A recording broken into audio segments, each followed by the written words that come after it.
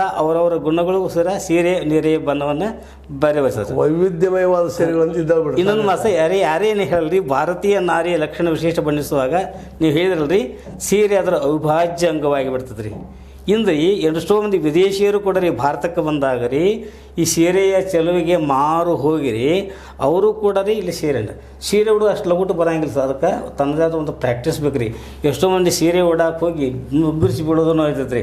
ಅದಕ್ಕೆ ಒಂದು ಪ್ರಾಕ್ಟೀಸ್ ಬೇಕು. ಹಂಗೆ ರೀ ವಿದೇಶಿಯರಿಗೆ ಬಂದಾಗ ರೀ ಇಲ್ಲಿ ಅವ್ರಿಗೆ ಕೆಲವು ಹೆಣ್ಮಕ್ಳು ಕಾಂಟ್ಯಾಕ್ಟ್ ಮಾಡಿ ತಾವು ಸೀರೆ ಉಟ್ಕೊಂಡು ಸಂಭ್ರಮಿಸ್ತಾರೆ ರೀ. ಅಂದ್ರೆ ಹಾಂ ಸರ್, ಇಡೀ ವಿಶ್ವದ ಹೆಣ್ಣು ಮಕ್ಕಳಿಗೆ ನಿಧಾನಕ್ಕೆ ಇದು ಆಕರ್ಷಣೆ ಆಗ್ಲಿಕ್ಕೆ ನಿಮ್ಮ ಒಟ್ಟು ಅಭಿಪ್ರಾಯ ನಿಜವೂ ಸರ್. ಇದ್ರ ಜೊತೆಗೆ ಇನ್ನೊಂದು ಸೀರೆ ಜೊತೆಗೆ ಹೆಣ್ಣಿಗೆ ಸೀರೆ ಆದ್ರೆ ಗಂಡಿಗೆ ದೋತರ ಸರ್, ಅದು ಅಷ್ಟೇ ಮುಖ್ಯ ಸರ್.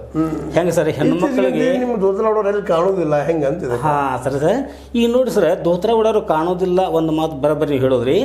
ಆದ್ರೆ ರೀ ನಾವು ಪ್ಯಾಂಟ್ ಹಾಕ್ತೀವಿ ರೀ, ಪ್ಯಾಂಟ್ ಕೂಡ ಹೇಗದ ಗೊತ್ತೇನು ಸರ್, ಅದು ನಮ್ಮ ದೋತರದಿಂದನೇ ಒಳವಲೆಯಾಗಿ ಬಂದತ್ರಿ. ಇದಕ್ಕೆ ಎರಡು ಇದನ್ನು ಮಾಡಿಬಿಡ್ತಾರೆ ಸರ್. ಹೌದ್ರಿ, ಕಾಲುಗಳು ಹಾಕಕ್ಕೆ ಅದು ದೋತ್ರ ಏನು ಮಾಡ್ತಾರೆ ರೀ, ಅದು ಒಂದು ಉದ್ದದ ಒಂದು ಸೀರೆ ಹಂಗೆ ರೀ, ಉದ್ದದ ಒಂದು ದೋತ್ರವನ್ನು ರೀ ನಡಕ ಕಟ್ಟಿ ಅದಕ್ಕೆ ನೀರಿಗೆಗಳನ್ನು ಹೆಣದ್ರಿ ನಂತರ ಹಿಂದೆ ನಾವು ಕಚ್ಚಿ ಹಾಕಿ ಇದು ಮಾಡಿದಾಗ ರೀ ಅದು ಪ್ಯಾಂಟಾಗಿ ಕಾಣಿಸ್ತದೆ ರೀ. ಆದ್ರೆ ದೋತ್ರದಿಂದ ಎಷ್ಟು ಪ್ರಯೋಜನ ಅದ ಸರ್, ಅಂತ ಪ್ಯಾಂಟ್ದಿಂದ ಆಗೋದಿಲ್ಲ. ನೀವು ಎಲ್ಲೇ ಒಂದು ಊರು ಕೇರಿ ಹೋಗಿರ್ತೀರಿ, ಯಾರು ಏನೋ ಕೊಡ್ತು ಏನು ಇರಲಿಲ್ಲ ಅಥವಾ ಇಲ್ಲಿ ಒಂದು ಸಿಟ್ಟು ಉಡಿಯೋದಾಗ ಹಾಕಿರಿ ಅಂತ ಹೇಳ್ತಾರೆ. ಉಡಿಯೋದಾಗ ಹಾಕೊಂಡು ಕಟ್ಕೊಂಡ್ಬರ್ತೀರಿ. ರೈತರು ಸರ್ ದಣದಿರ್ತಾರೆ ರೀ, ಗಳೆ ಹೊಡೆದು ಬಿಡ್ತಾರೆ. ಅಲ್ಲಿ ಎಲ್ಲೋ ಗೊತ್ತು ಗಿಡದ ನಾಳೆಗೆ ಮಲ್ಕೊಂಡಾಗ್ರಿ ಅದೊಂದು ಇದು ಸೈಡ್ ಅದು ನೀರಿಗೇನೆ ಬೆಚ್ಚಂದ್ರೆ ಉದ್ದ ಹೊತ್ಕೊಳಕ್ಕೆ ಹೊದಿಕೆ ಆಗ್ತದೆ. ಅದೇ ರೀತಿಯಾಗಿ ಸರ್ ಹೆಣ್ಣು ಮಕ್ಕಳ ಸೀರೆ ಏನಾಗ್ತದೆ ಇದು ಯಾವಾಗಲೂ ಉಪಯೋಗ ಬರ್ತದೆ. ಕಡೆಗೆ ಲಾಸ್ಟಕ್ಕೆ ಏನೂ ಆಗಲಿಲ್ಲ ಅಂದ್ರೆ ಕೊನೆಗೆ ಸಣ್ಣ ಮಕ್ಕಳಿಗೆ ದುಪ್ಪಟಿ ಏನು ಹೊಲಿಸಲಾಗ್ರಿ ಸೀರೆಗಳು ಉಪಯೋಗ ಆಗ್ತವೆ. ದುಪ್ಪಟಿ ಅಥವಾ ನಮ್ಮಲ್ಲಿ ಇಲ್ಲಿವರೆಗೆ ಹಾಂ ಆಧುನಿಕ ಇವು ಮಾತ್ರ ಉಪಯೋಗ ಬರ್ತಲ್ಲ ರೀ. ಸೀರೆ ಮಾತ್ರ ರೀ ಇದ್ದಾಗೂ ಉಪಯೋಗ ಬರ್ತದೆ ರೀ, ಅದು ಕೊನೆಯ ಅವಸಾನದ ಕಾಲಕ್ಕೂ ಉಪಯೋಗ ಬರ್ತದೆ. ಹೀಗಾಗಿ ಸರ್ ಒಟ್ಟಾರೆ ಸರ್ ನಮ್ಮ ಭಾರತೀಯ ಸಂಸ್ಕೃತಿಯನ್ನು ಪ್ರತಿಬಿಂಬಿಸುವುದು ಸೀರೆ ಮತ್ತು ದೋತರ.